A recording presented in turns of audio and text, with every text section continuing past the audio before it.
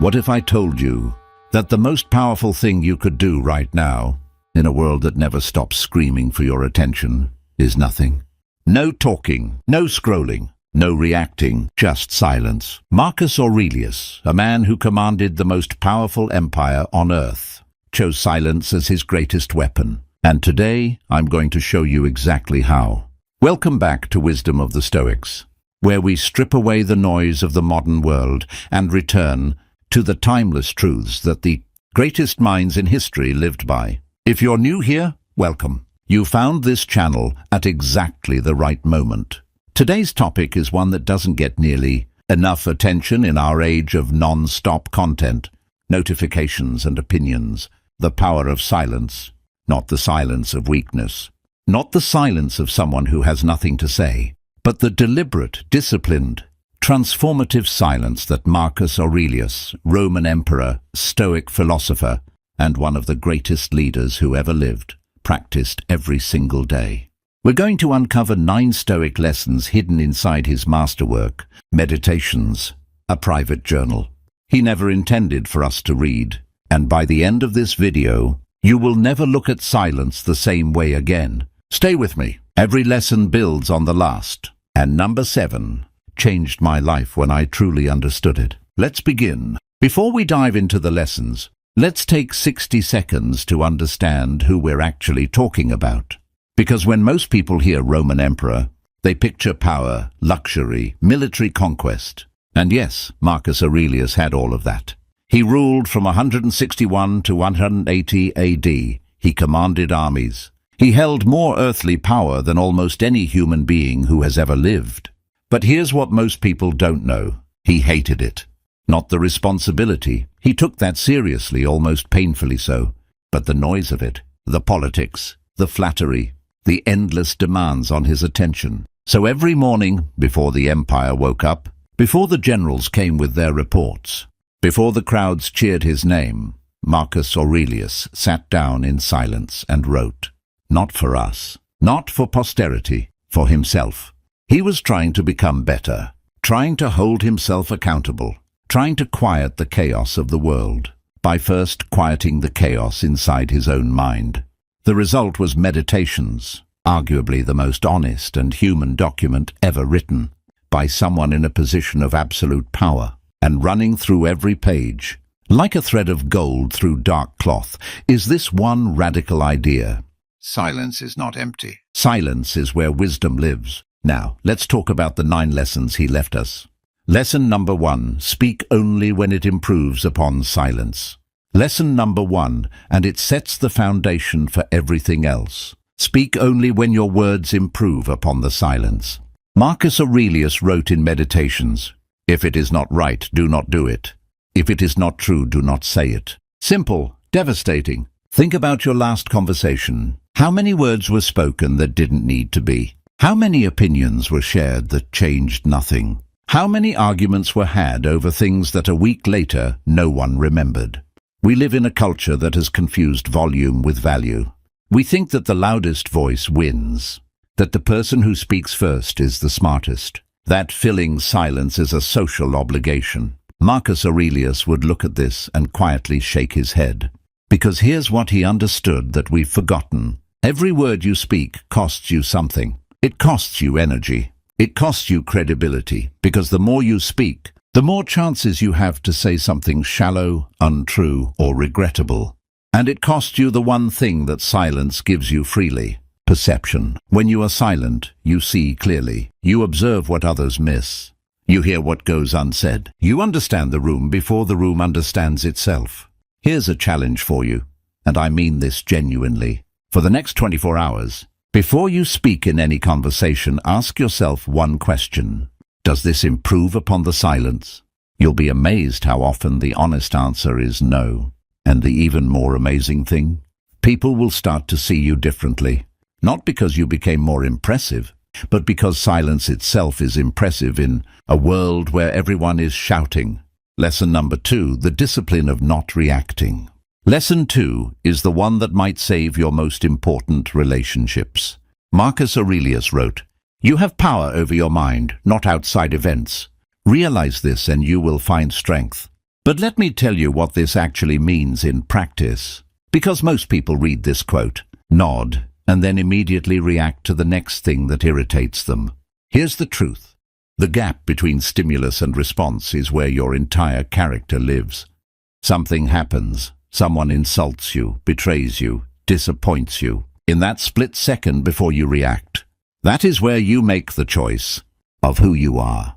Marcus Aurelius was surrounded by people who wanted things from him. Senators who flattered him to his face and conspired behind his back. Generals who questioned his decisions. Even family members who, history tells us, caused him enormous private pain. And yet, again and again, he chose not to react. Not because he was emotionless.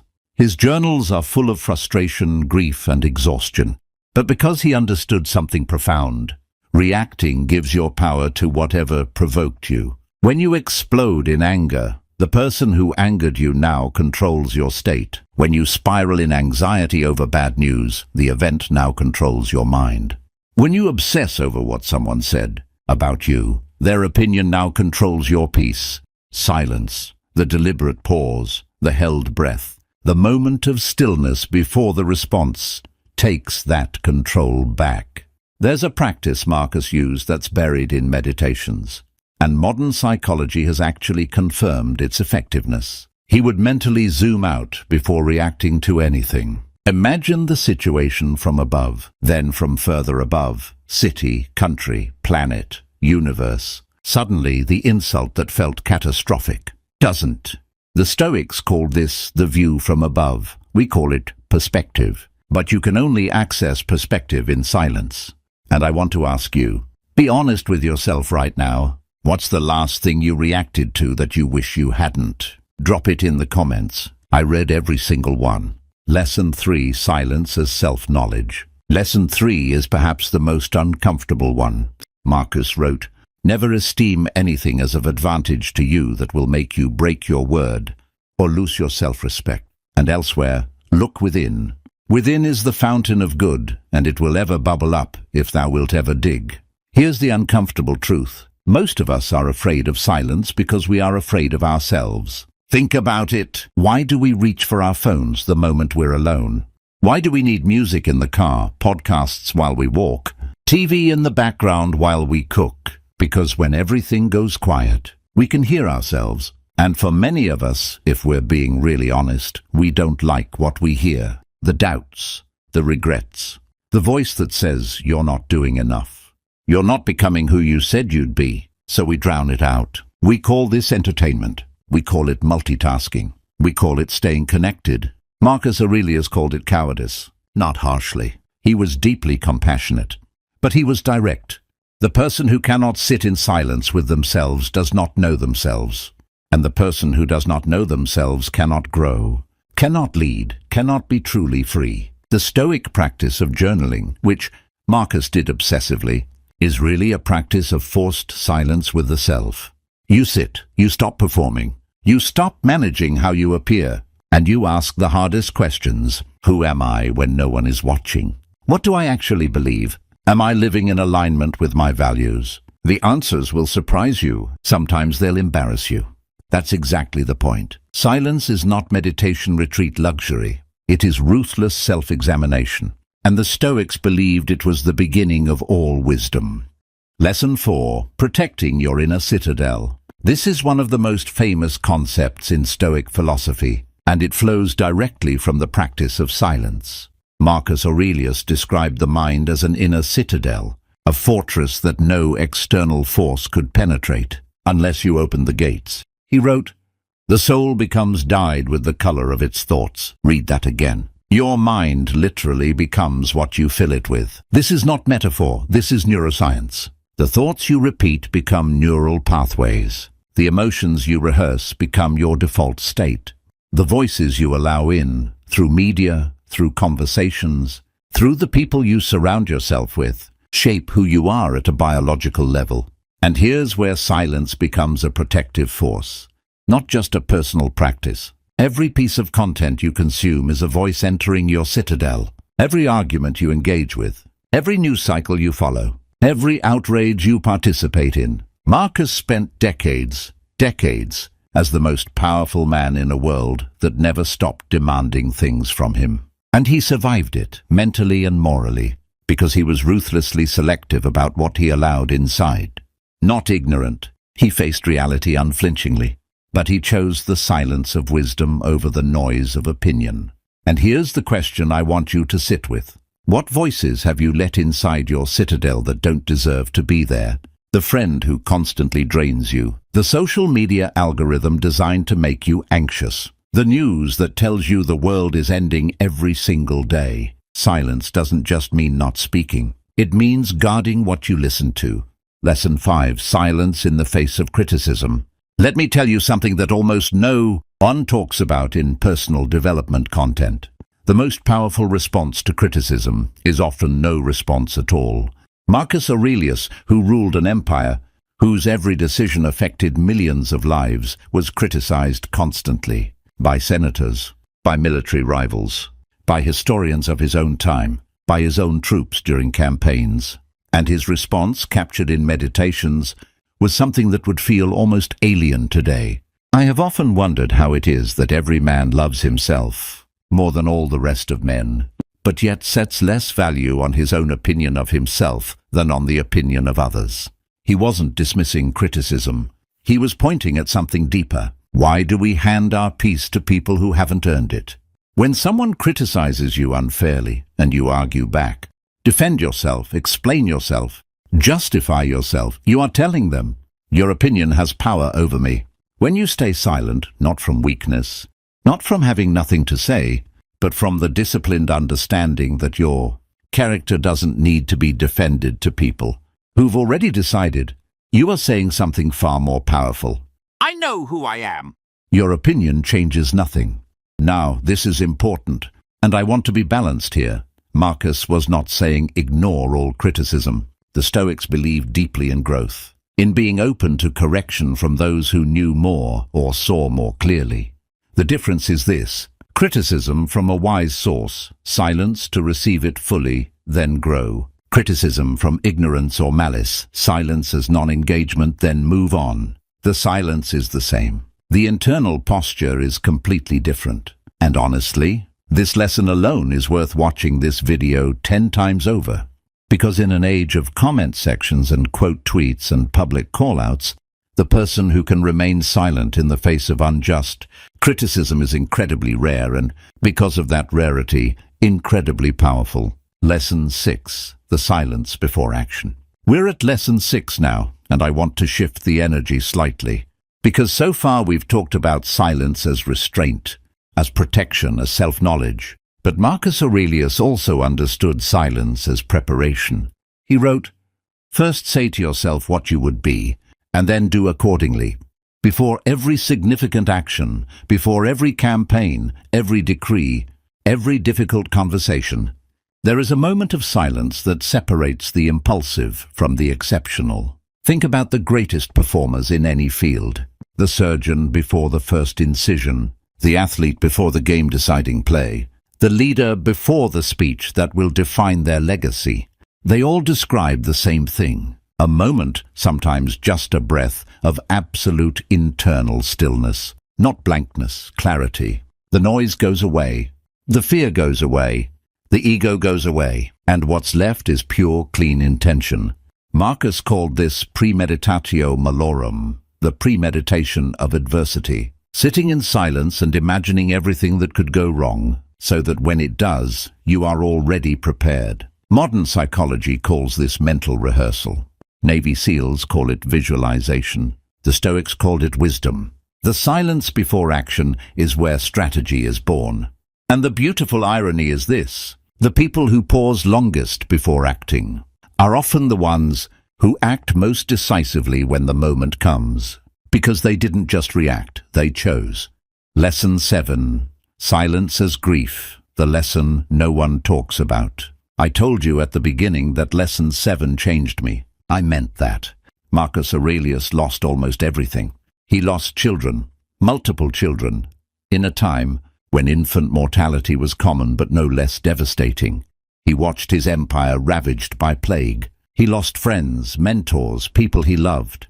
And his private response to this grief written in a journal no one was supposed to read, is one of the most profoundly human things I have ever encountered. Loss is nothing else but change, and change is nature's delight. But then, pages later, the mask slips. Do not indulge in such thoughts as these, that trouble yourself and others.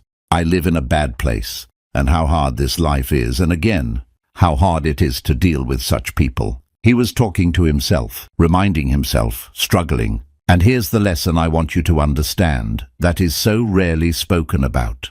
Sometimes, the most stoic thing you can do is sit in silence with your grief and let it be real.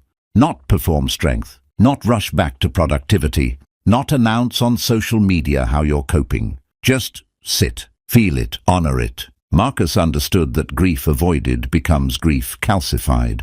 It hardens inside you. It becomes bitterness. It becomes rage. It becomes the quiet resentment that poisons every joy. But grief witnessed, in silence, with honesty, without performing for anyone, moves through you. The Stoics were not emotionless. They were emotionally honest, and the silence they prescribed for grief was not suppression. It was reverence. If you are carrying something heavy right now, and I suspect some of you watching this are, I want you to know, you don't have to explain it. You don't have to process it on a timeline. You don't have to be okay. Sit with it in silence. Let it be what it is. Marcus Aurelius, the most powerful man in the world, sat with his pain in private, in ink, in the quiet before dawn. That's not weakness. That's one of the most courageous things a human being can do. Lesson 8, the silence of enough. Lesson 8. And I think this might be the most radical idea in this entire video. Marcus Aurelius was obscenely wealthy. He had access to anything and everything the ancient world could offer. And he wrote, "Very little is needed to make a happy life. It is all within yourself in your way of thinking. And confine yourself to the present." The Stoics called the principle behind this autarkeia, self-sufficiency, the ability to be content without needing more. And in our world, engineered from the ground up to make, you feel perpetually not enough, to need the next purchase, the next achievement, the next dopamine hit. This is nothing short of revolutionary. The silence of enough is the ability to sit with what you have and feel. Genuinely feel that it is sufficient. Not settling, not giving up, not passive. But the deep, quiet recognition that you are not lacking anything essential right now, in this moment. Because here's what Marcus knew about the endless pursuit of more. It never arrives. You get the thing you wanted. There's a moment, sometimes just seconds, of satisfaction. And then the hunger returns, slightly bigger than before. The Stoics called this the hedonic treadmill in philosophy, running faster and faster to stay in the same place emotionally. The exit? Silence. Stillness.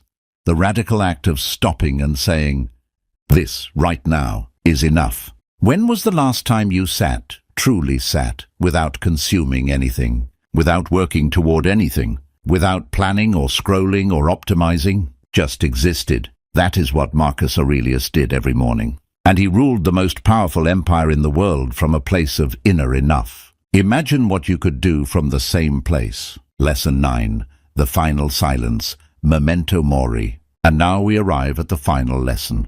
And it is the one that gives all the others their weight. Marcus Aurelius returned to one idea more than any other in his private journals. Death. Not morbidly, not with fear, with clarity. He wrote, "Think of yourself as dead. You have lived your life. Now take what's left and live it properly. And it is not death that a man should fear, but he should fear never beginning to live." The Stoic practice of memento mori, remember that you will die, was not a dark exercise. It was the ultimate act of liberation. Because when you truly accept that your time is finite, that this day will not come again, that the people you love will not always be here, that the petty grievances and the social media arguments and the things you've been putting off are all happening in a life that is already running out, everything becomes clearer. Silence becomes easier because you stop wasting words.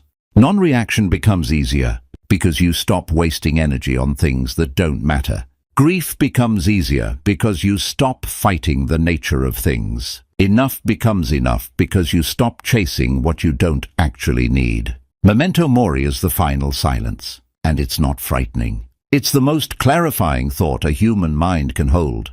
Marcus Aurelius, who had everything power could give a person, stared at this silence regularly, and it made him kinder, more present, more grateful, more intentional, because he knew what we so often forget. You are not guaranteed tomorrow, so what will you do with today?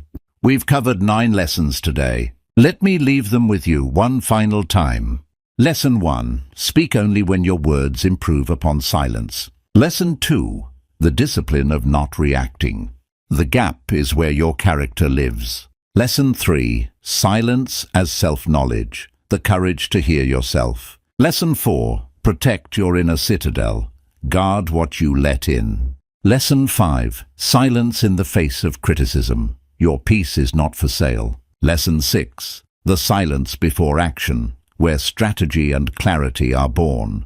Lesson 7. Silence as grief. The courage to feel what's real. Lesson 8. The silence of enough. The most radical act of our time.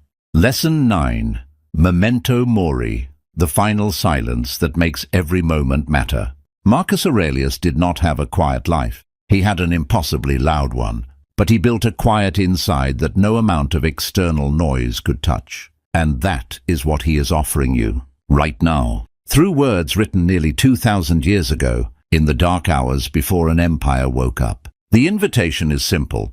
Be a little more silent today. Before you speak, pause. Before you react, breathe. Before you fill the silence, ask if it needs to be filled, and see what happens. If this video gave you something, a new perspective, a moment of recognition, a thought worth sitting with, share it with one person who needs it today. Not for the channel, for them.